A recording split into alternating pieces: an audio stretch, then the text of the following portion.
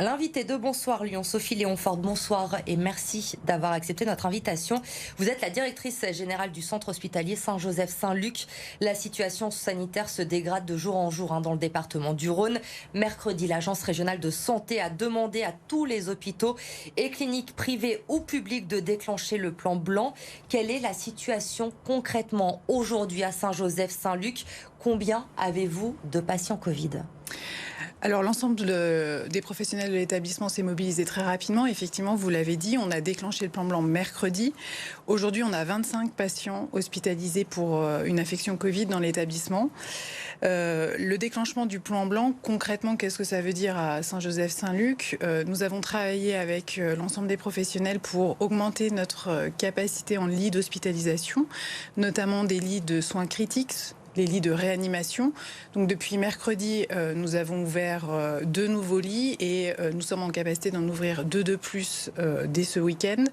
Nous avons également dû créer une unité de soins critiques pour accueillir des patients qui nécessitent une assistance respiratoire.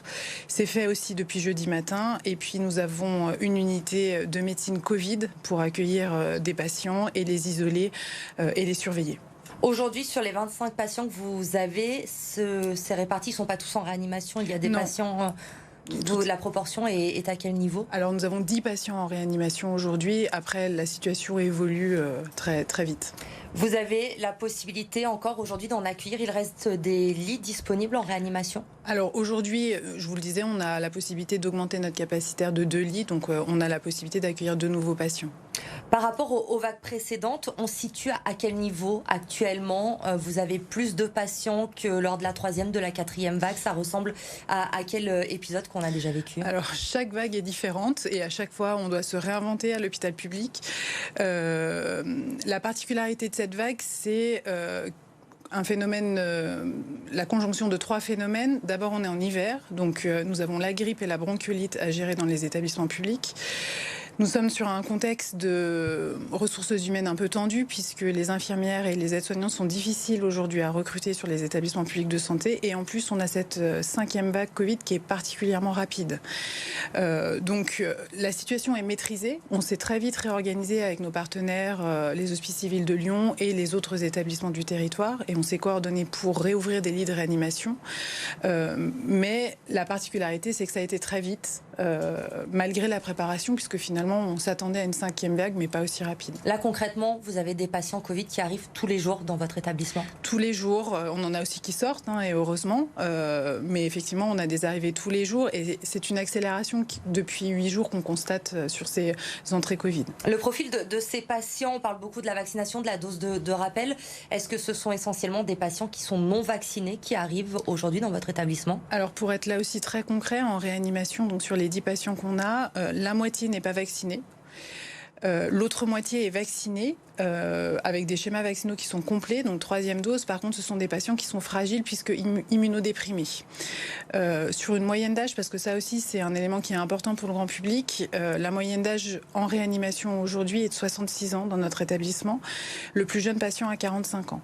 Ça doit, je pense, nous encourager à réfléchir à la vaccination, si ça n'est pas déjà fait, et bien sûr au respect des gestes barrières qui est essentiel. Vous me disiez à l'instant que, évidemment, tous les hôpitaux, les cliniques, les établissements du département travaillent ensemble.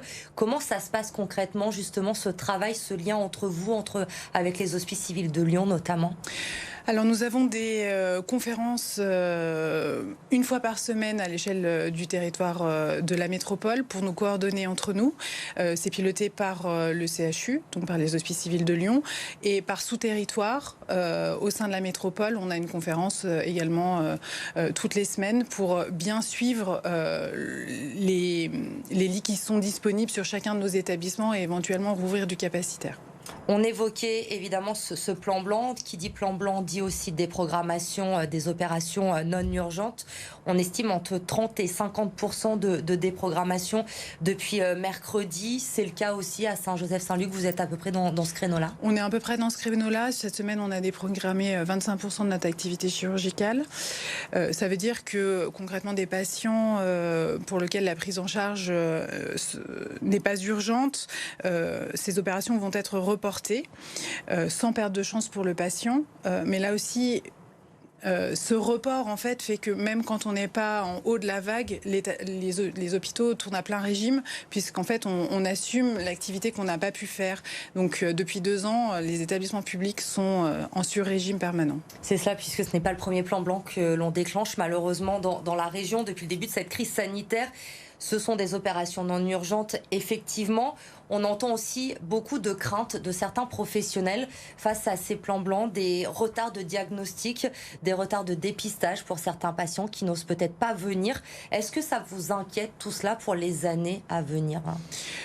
C'est une préoccupation légitime.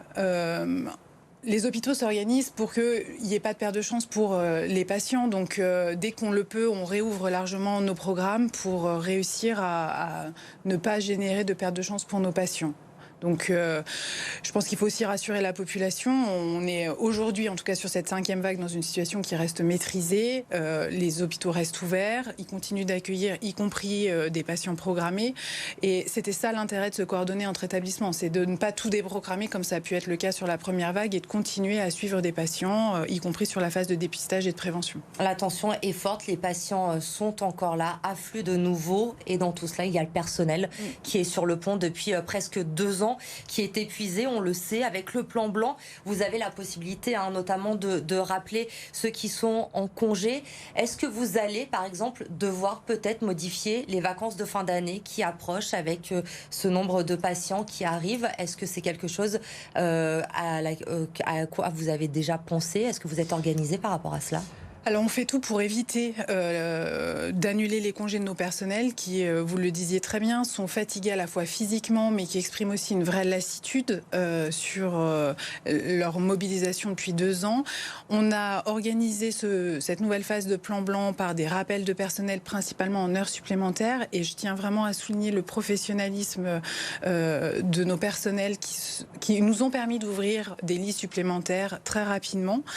Donc pour l'instant on est plutôt sur ce levier d'heures supplémentaires et d'appel à des professionnels extérieurs, donc des professionnels retraités ou des professionnels libéraux qu'on embauche pour venir en renfort de nos personnels. Et vraiment, on souhaite éviter d'annuler les congés parce que tout le monde aspire aujourd'hui, et notamment les professionnels hospitaliers, à des congés pour Noël. Est-ce qu'il va falloir penser à rappeler les soignants non vaccinés pour faire face à cette 5e vague ? Ça n'est pas du tout un scénario à l'étude aujourd'hui. Sur le personnel actuellement, vous le dites, ils sont épuisés à Saint-Joseph, Saint-Luc. Quels sont les retours que vous avez? Dans quel état ils sont aujourd'hui? Parce qu'ils tiennent, effectivement, on dit l'hôpital tient malgré tout ce qu'il se passe. Mais jusqu'à quand? C'est un peu la question qu'on se pose aujourd'hui.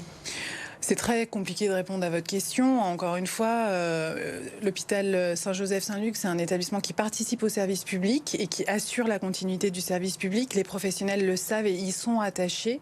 Donc ils font preuve de professionnalisme. Nous n'avons finalement pas eu tant de difficultés que ça à les convaincre cette semaine pour assurer les ouvertures de lits, reprendre les nuits, puisque les nuits sont toujours plus compliquées à reprendre. Ils se sont mobilisés.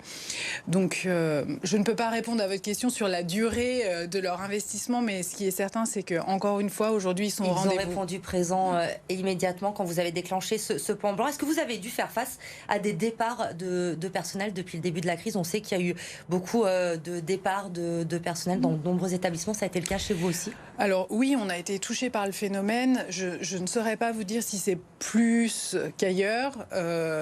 Certains médecins expriment la nécessité de faire des pauses professionnelles. Certains professionnels, des infirmiers ou des aides-soignants, nous disent aussi qu'ils préfèrent se réorienter vers d'autres exercices qu'en milieu hospitalier parce que les contraintes sont fortes. C'est principalement pour cela qu'aujourd'hui on a des pénuries de professionnels sur certains métiers. Merci Sophie Léonfort d'avoir été avec nous ce soir, d'avoir été notre invitée directrice générale du centre hospitalier Saint-Joseph-Saint-Luc.